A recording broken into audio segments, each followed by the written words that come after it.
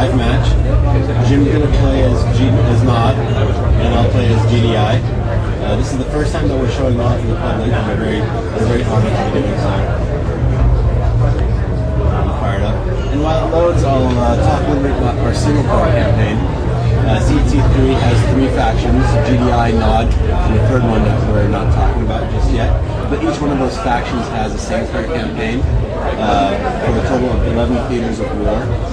The campaign is not linear. It has several branching missions, so we give the player actual player choices with meaningful consequences after each mission. And the total number of missions is about 30 to 35 single-player missions for a running time of about 15 to 20 hours. Alright, so now we're in game. For the sake of this demo only, we've started you off with a couple of additional structures on the map. Obviously, when you play the game normally, you only start out with NCV. The NCV just unpacks. Once it unpacks, you get access to a door menu. As you can see, we retain the classic C&C sidebar interface, but we've also updated it to make it more accessible to novice players. First thing I'm building is construction complete. I'll place that down. New construction options. Spawns the harvester. Of course, the harvester will go out to the Tiberium field and harvest Tiberium and bring it back to base. I'll build a second barracks to show you our new tab system. So this menu can be accessed from anywhere on the battlefield, and you can almost play the entire game strictly through this menu. I'll show you how that works. So I've got 2 barracks now. By clicking on my barracks tab, I can queue up any number of units, and then I can switch sub-tabs and build additional units from there. So in essence, I have 2 barracks and 2 sub-tabs. If I had 3 barracks, I'd have a third one. Rifle squad ready. I can, this will go out infinitely if I build the next number of barracks. Same is true for any production structure I have, like airfields, war factories, and so on. Riflemen awaiting orders. I'll build a command post, which will give me radar access and see what Jim is up to. Mr. Squad ready. Construction complete.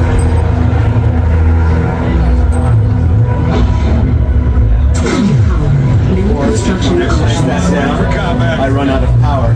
I can upgrade power as GDI one of 2 ways. I can either build a new power plant from scratch, or I can upgrade existing power plants by purchasing this advanced turbines upgrade. And you'll see these pop on the back of this power plant. Construction complete. Back online. Just for redundancy, I'll go ahead and place down the second power plant anyway, and that'll give me more power to build additional structures in the future. One of the new features we have in C&C3 is the feature that we call Take Cover. By moving these units anywhere on the map, they'll advance as we expect. Understood. But if I give them a move command in a building or trash canister or an upside down car like this, they'll actually kneel and take cover beside that building. So as you can see, they not only kneel, but they also receive a defensive bonus as well as an uptick in their power as well. Unit under attack. So here comes Jim with his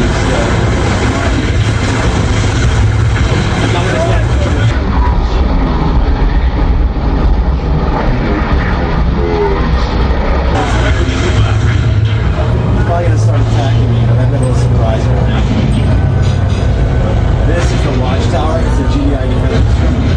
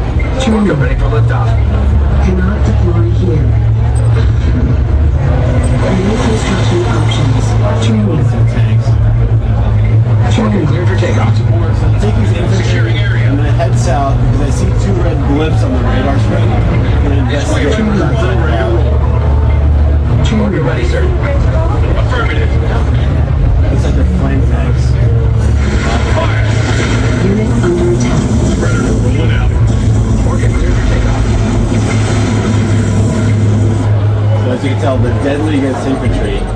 But this is an RTS. Tank division. As such, it has rock, paper, scissors, mechanics. Confirmed.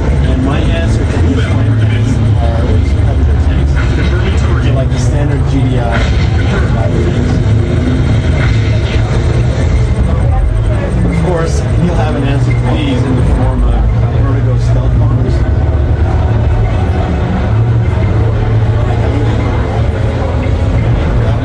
They're stealth, so I don't see them.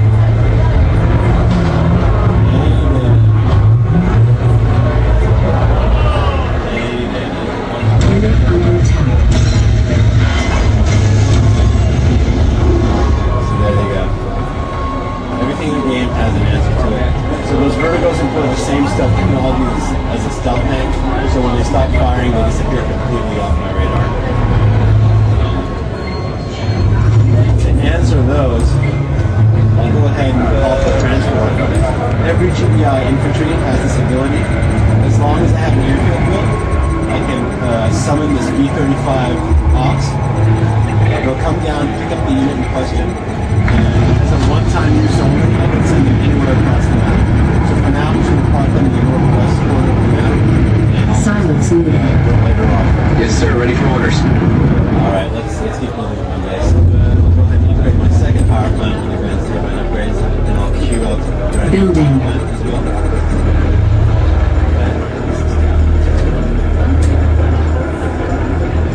Construction complete.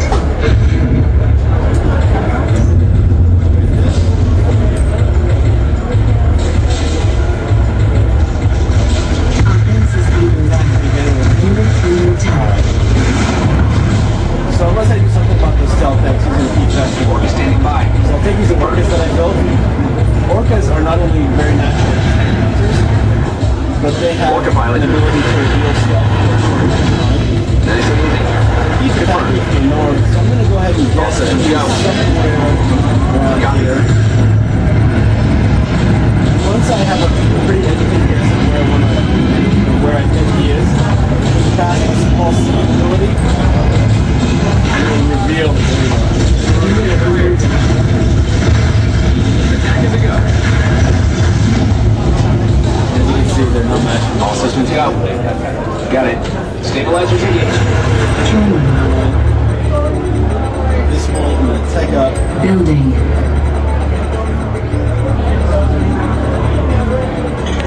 Rocket ready, sir. Construction Structure complete. that I'm building here is called the tech center. This New allows me to construction work options. numerous upgrades, but it also includes by the nav tank. Training. The nav tank, of course, on the C&C3 and I think they'll come back and see some. Let's go take a look at this base right now. What are we fighting over? This is the city. It's a little base. As you can see, it's Training. fighting over. It's not pretty peacefully.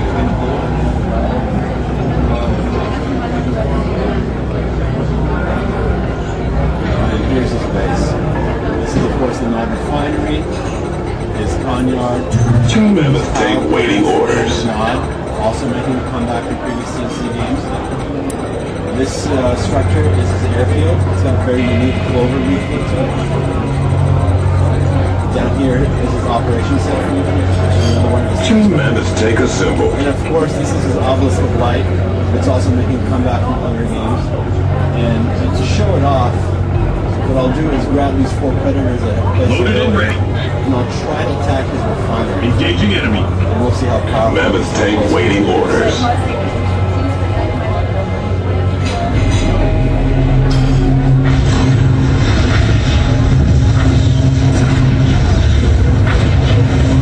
It's destroying my predators in one hit. Obviously, if I want to have any chance of running over this base, I'm going to have to take care of this first. And I can do that one of several ways. I can try to attack him head on with my mammoth tanks, Let's get to the front. which I can do. Rolling. Or I can be sneaky about it.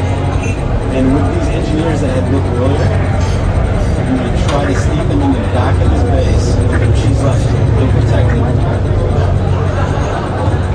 and try to take over some of the structures. Unit under attack.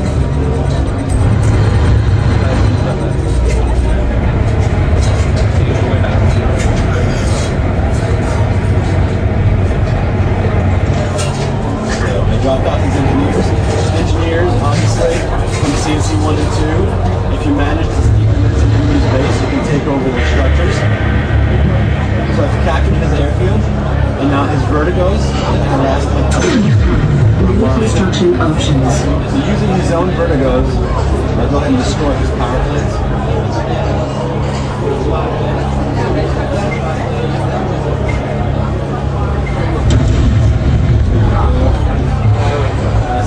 Now he sure Our base is under attack. Training. Maybe an obelisk dart. So I've killed the power in his face. Here come in now. Yes, sir. This Unstoppable. up to you to roll right over. Drop him. Training. Unit under attack. All over my orcas. Pilot responding. Back to the wall. Commencing attack. Training. Mammoth tank.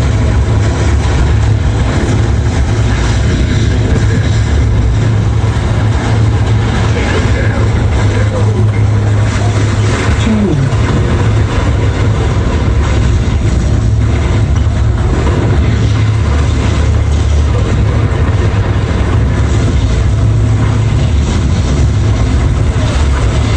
Ready here. Working here.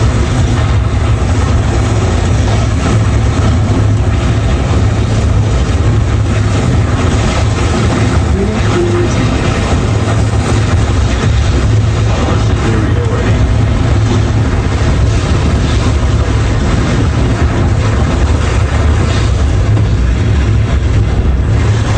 Ready here.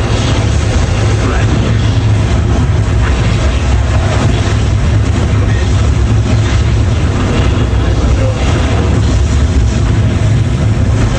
On our way. Release the rockets.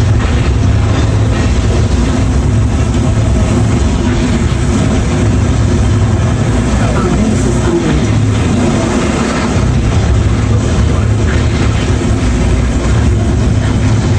Ready here. Unit under attack.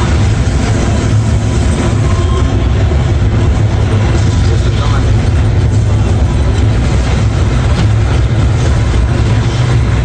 What do you have? Science needed.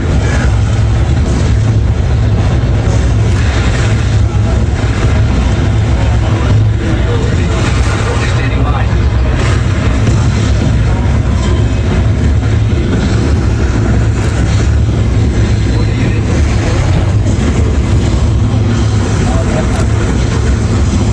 Enemy defeated. Enemy unit sighted. Obviously, as a non-player, you should never let GDI build 4 mammoth tanks, or else you'll get rolled right over. But again, this is just a scripted demo to show you.